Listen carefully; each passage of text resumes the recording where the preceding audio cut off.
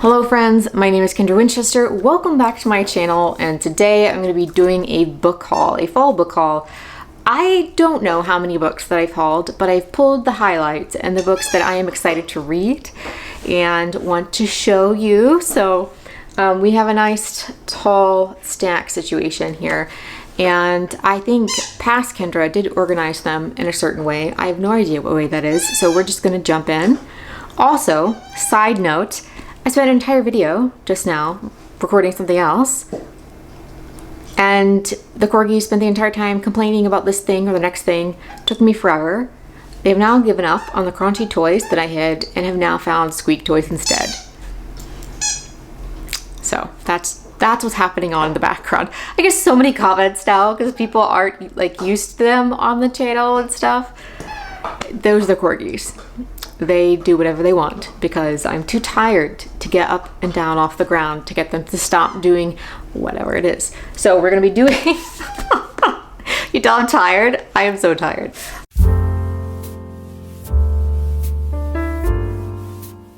All right, we're gonna do nonfiction first, as I think of how it's set up. So this is Gator Country by Rebecca Renner, Deception, Danger, and Alligators in the Everglades. I got this book because I thought my spouse might want to also read this. We used to live in the Low Country for a couple of years during the pandemic, and we kind of fell in love with the wetlands that we lived around us. And it was like north of Jacksonville, so like pretty swamp country. So we love gators. Hate mosquitoes, love gators. This is a book that Duke University Press sent me, but it's about disability. So it's Intoxicated, Race, Disability, and Chemical Intimacy Across Empire by Mel Y. Chen. And I'm always picking up more books about disability. I'm disabled and I do a lot in the disability literature space. I'm editing an anthology of writing from disabled Appalachians. This is a serious topic, Dylan. Anyway, thank you to Duke University Press for sending this to me. I'm very excited to read it. Here we are.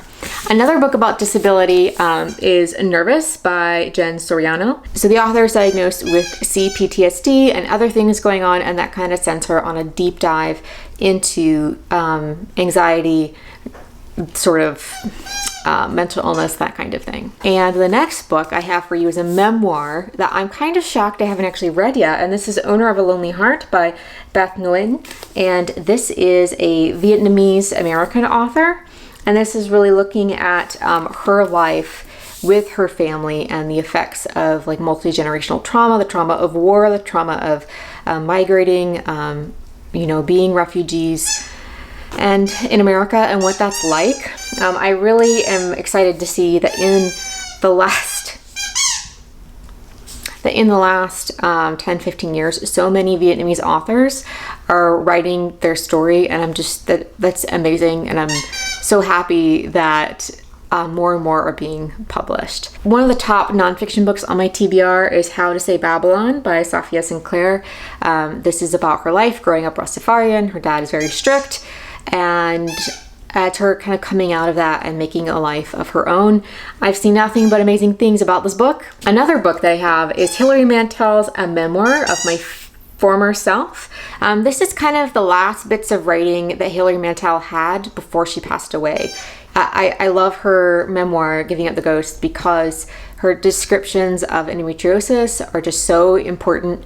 Women with endometriosis, polycystic ovarian syndrome, women who repeatedly have cysts on their ovaries and different things. It's something that we don't talk about enough. It's extremely painful and very complicated, and our very sexist healthcare systems are not helping. I'm not sure I'll be able to read this anytime soon.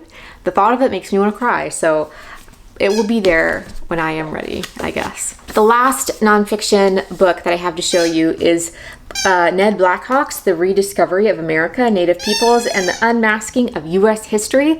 This won the National Book Award for nonfiction this year, and before he had even finished his acceptance speech, I had ordered a copy from Barnes & Noble, and I was crossing my fingers that I wouldn't have a sticker, and it doesn't. I'm so excited.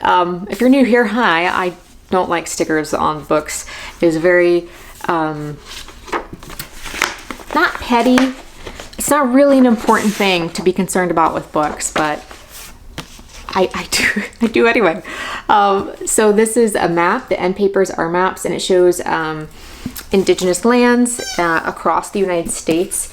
He actually thanked the graduate students that helped him make this map, and I really appreciate that because a lot of people have no idea whose lands that they live on. I grew up on Shawnee and Cherokee land, and I live now on Cherokee and Catawba land, and you can find that out at Native-Land. I think it's .ca, but I'll include a link down in the description box.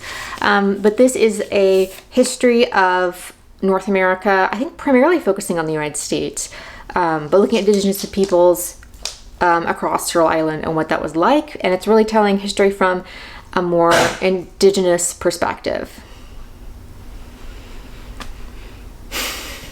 I tell you, corgis. But as soon as the audiobook comes out in February, I'll be picking this up. You know, I forgot how difficult it is to film with corgis. Well, actually, when I first started my channel, I only had Dylan, and he likes to squeak toys while I film. So he's usually the one making the most noise. Gwen usually just takes a nap, but today she is everywhere and wants to go do all of the things while I'm filming. She's my baby. She's 2.5 years old. We've had her since she was 11 weeks. We've had Dylan since he was 9 weeks. They're just the babies. Yeah. Okay, go play. Okay, so those were nonfiction. The rest are fiction. Some of these I know nothing about. Some of them I do know something about, but we are just going to hold them up and show you. And these are my top picks of books that have come into my house in the last 3 months. The book from the shortlist, the Booker shortlist this year, that I'm most anticipating reading is The Bee Sting by Paul Murray, and that's primarily because I love family sagas. All right, so one I bought recently is this short story collection from FSG, and this is by Jamal Brinkley. I saw it, I don't remember what award shortlist, but I saw it and I was like, yes, this is a short story collection that I would like to read. It's about short stories set in New York City.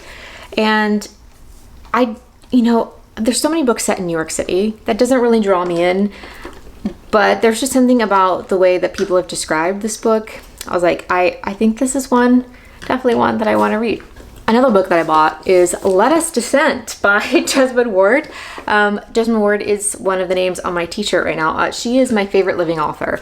So I have not started this. I don't know when I'll have the emotional fortitude to start this because I know I'll basically probably cry through the whole thing. But yes, I am so excited to read this book. It's a historical fiction book about an enslaved woman in the South, somewhere around New Orleans. So there's Jesmyn Ward. Another author that I've read before and want to read their latest book is Wellness by Nathan Hill. I read Nyx, which had a lot of like World of Warcraft references, so that was delightful. But this is a novel about a marriage, and I found on Pango Books this edition without the Oprah Book Club sticker.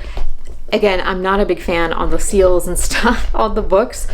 It's a fun game for me. And on Pango, you actually see the photos of the books that you are looking at. So you can go onto Pango.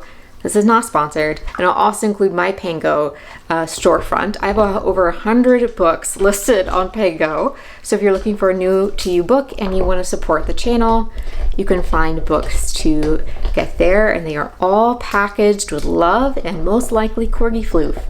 You can't get that anywhere else. Anyway, I found this book on Pango and I had to snap it up because, again, not a fan of the seal, but I really wanted to read it. But here we are. I didn't realize I just showed you 3 Oprah's book club books in a row, but I did get this on a sale. I think I got 3 books for like $15 or something somewhere. And so I picked up this one as one of them. And this is The Covenant of Water, and it I think is also some sort of multi-generational saga by Abraham Verghese. And this is the one that Oprah has been trying to get us to read all summer. So I was like, sure, I will pick it up. I will pick it up. I had my eye on it for months, and I finally was like, okay, I will get the book. So the publisher of this book, Anchor Books, they sent this to me, and that is The Other Half by Charlotte Vassal. I think this is a mystery or thriller. I've seen people in the UK talking about this book, and how also its cover never really seems to do it justice, and I would agree with that. The cover of whatever editions, they just don't seem to do it justice. It's supposed to be like a fun kind of romp sort of mystery, and since I host Read or Dead, a mystery and thriller podcast, it seemed perfect for work for that. So that was really exciting. A book I picked up because I love Tanha Lai. This is When Clouds Touch Us, and this is, I believe, a middle grade novel in verse. Yes. So Tanha Lai won for, I can't remember, it's like Listen Slowly is the other one. Anyway, I'll put it up here what book she won the National Book Award for, but I love when she does novels in verse, and so she often writes about stories that are inspired by her experience being a Vietnamese refugee in the United States. We just had this conversation about the crunchies. Okay. Another author who I pick up any book that they put out, that is Hannah Alcoff, and her most recent book is Hamra and the Jungle of Memories.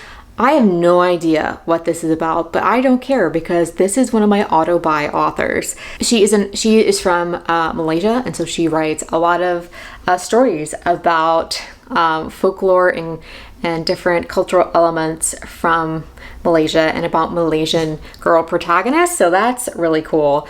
So I really love Tahra Mafi, so I have this duology of hers. It's not a duology, is it? There's a book 3, isn't maybe a trilogy. Anyway, the series that she is writing. And so I picked these up because I love her contemporary work, and I've read some of her middle grade fantasy, so I was like, well, we'll try YA. So I picked these 2 up. We'll see how it goes. I really hope it goes well because I've loved every book of Tahra Mafi's that I have read, even though I haven't read her super famous series. I've read most of her other books, and I'm really anxious that it goes well. So I also found some backlist books on Pango as well that I wanted to show you. Pango is perfect for finding like editions of backlist books, but say you're looking for a hardback edition of an older book like Sadie Smith's The Autograph Man, and this is actually the UK edition, which I did not intend to buy. I've been looking for original American editions, but you know what?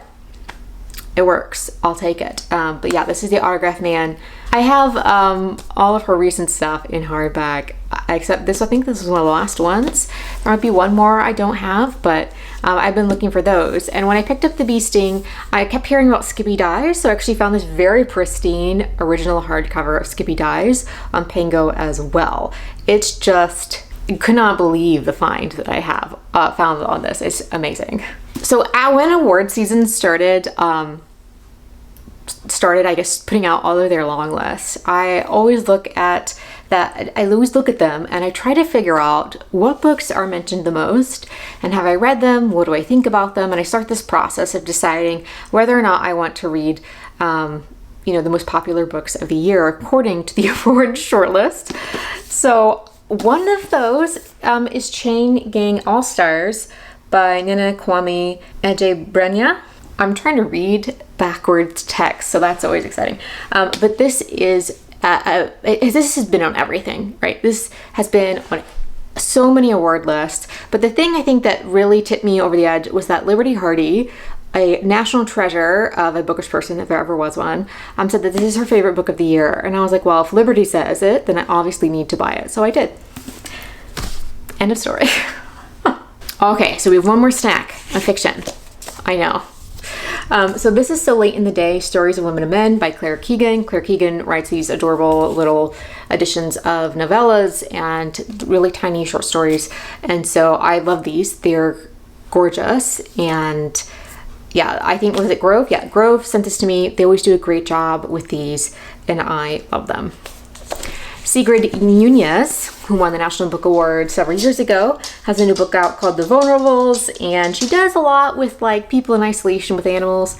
And I think this is her pandemic novel where this one woman is staying in this apartment with her friend's parrot. Last time, I think she inherited her friend's dog. You know what? I love a person who loves animals, but I haven't actually read the book with the Great Dane that won the National Book Awards. That might end up on my backlist book challenge.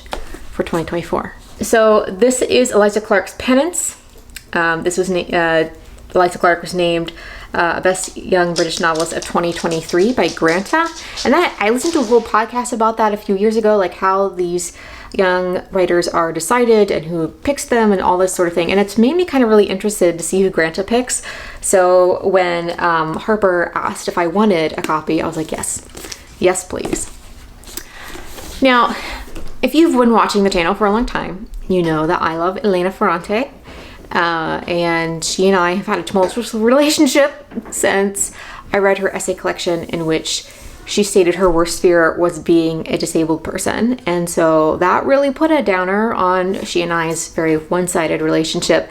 But when Europa asked me if I wanted a graphic novel of my brilliant friend, I was like, yes. I love the Appalachia Quartet, my favorite books of hers. And I was like, yes, please. And I'm very interested to see how it stands up now that I kind of know her perspective on disability and how that will probably impact the way that she tells stories. So stay tuned. I'm really anxious about it. I was like, come on, Elena, like, please. let's not do this ableist stuff again, please. Thank you.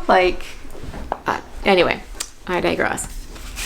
Let me tell you, when Saga sent me The Reformatory by Tananarive, I lost my mind. I was so excited. I couldn't believe it. There is something about Tananarive, the way that she writes horror, that is so deeply impactful.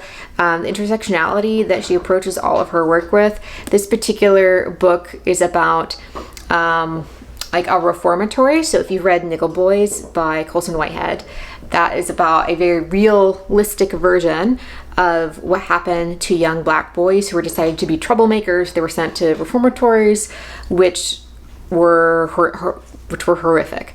So in this book, in the reformatory, this is actually adds some supernatural elements to the story of a young boy who's sent there and his older sister who's desperate to get him out, so that, obviously to get him out of what is essentially like a prison. So, not for the faint of heart, but she's an incredible, masterful storyteller. So Catapult sent me this novel, The Berry Pickers by Amanda Peters. I saw this, I think, as a Barnes & Noble Discovery Pick or something.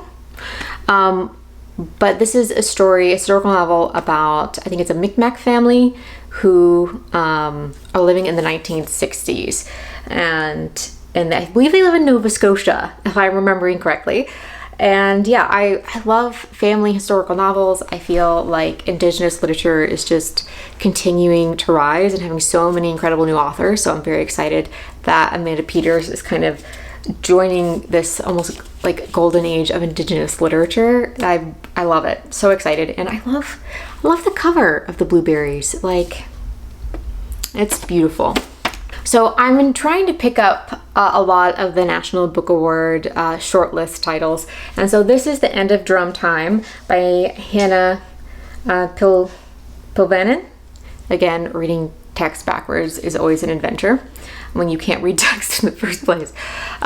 So this is about I think it's in the 1800s in like a Scandinavian tundra situation, and there's a pastor and a group of Sami people, or an indigenous group that lives in northern Scandinavia and Russia, when I was Russia, etc. So I don't know if the author is Sami or not. Let me know. But yeah, I definitely picked this up because it made the short list. So we'll see. We'll see what we think. So I ended up actually going to YALLFest this year. So YALLFest is a young adult and middle grade literature festival based in Charleston, South Carolina. And a friend of mine is a middle grade author, and my friend asked if I could go, and I was like, yes. She's like, I know YA isn't really your thing. I'm like, it's fine, I will go. It's a book festival, I will go. Let me tell you, young adult book lovers who love young adult literature, who are often adults, mind you, there is no other group of people more passionate. These people were getting up at getting in line, I should say. They're trying to get in line at 5 a.m. to get tickets to the Lee Bardugo signing. And I was like, I don't think I want to get up that early.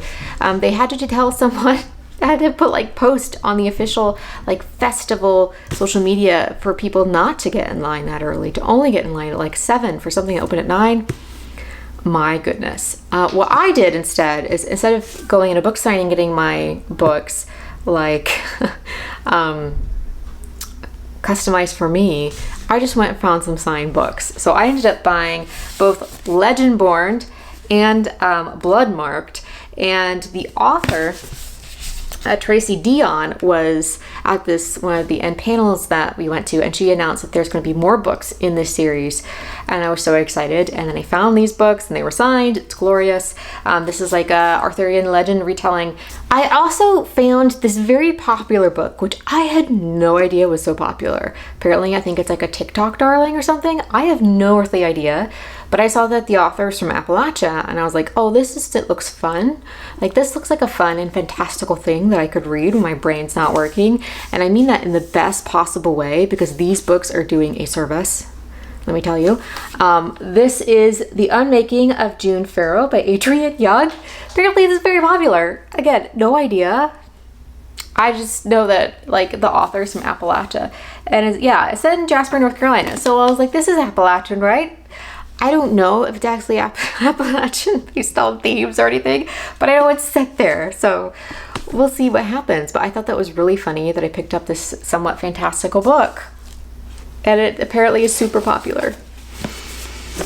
I have no idea what's happening on Book Talk at any given time. So, all right, so the last 2 books I picked up because I've been catching up on BookTube videos during the time that I took my break, which is like 2021 and 2022. Took a big break those 2 years, and some of the books that have kept popping up on Book Talk are these 2 books by Elif Shafak, and this is The Island of Missing Trees and 10 Minutes, 38 Seconds in This Strange World. I've seen them everywhere, so I definitely feel like these 2 books are books I wouldn't necessarily have picked up if I hadn't seen them on BookTube. So very happy about that. You know what? Sometimes you just need to pick up a book because of BookTube, you know? I'm happy to be back. Hopefully by the time the new year rolls around, I'll be a little less rusty on filming, but my spouse says I'm too hard on myself, that I'm a bit of a perfectionist, and he is not wrong. She is out. Gwen is out. She is dead to the world. So I will go, but thank you so much for watching this book haul. I can finally put them away. They've been sitting here in front of my TBR shelf for months now. So I'm going to go do that. But I hope you have a great rest of your day, and I will talk to you later. Bye, friends.